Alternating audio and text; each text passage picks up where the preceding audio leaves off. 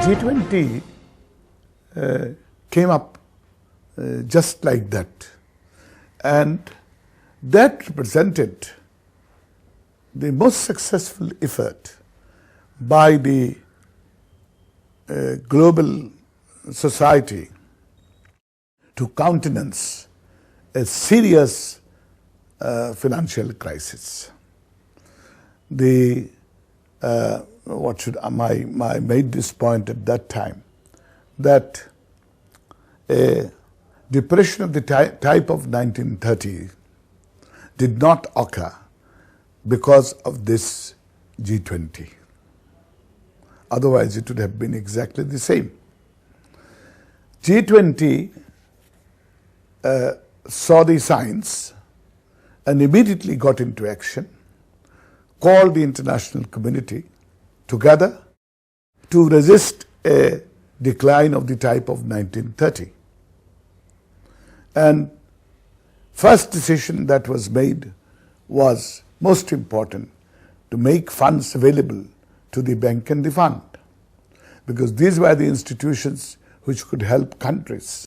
G20 did a very good service to the global economy by immediately deciding to make funds available to the IMF and the World Bank, and also take appropriate measures bilaterally also to help such a scenario of a decline in many economies, debt-dependent economies or weak economies, you see. So that way they avoided the crisis that could have happened in the global community. And the result has been that the crisis was there, but it did not affect the global community in a big way. It was, everybody managed to meet it somehow or other. For all these 5 years, nearly 4 years were in the crisis, but all these 5 years, all countries were able to make it. This was the most important tribute to global cooperation, economic cooperation. For this, we must salute the G20 effort. See, they represent something like 85% of the economies of the world, and more or less. But they completely neglect the UN classification of this least developed countries. There is no representation in the G20 of these countries at all. 20 countries are there.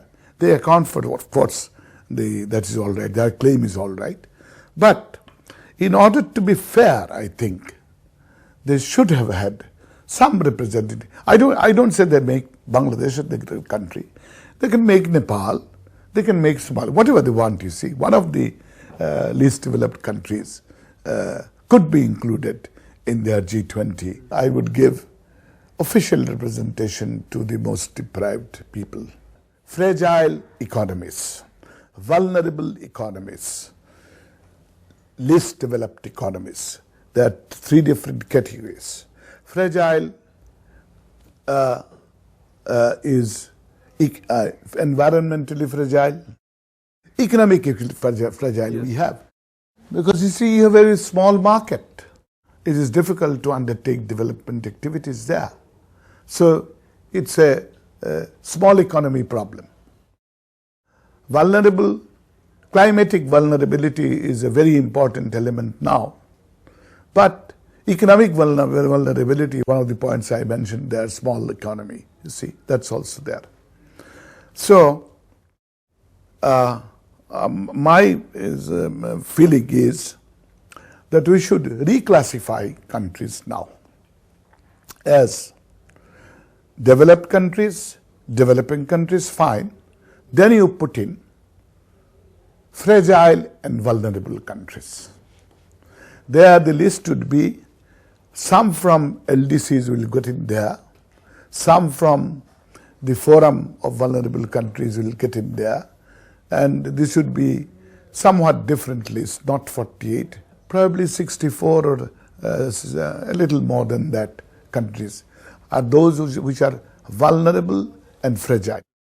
And that category needs different rules.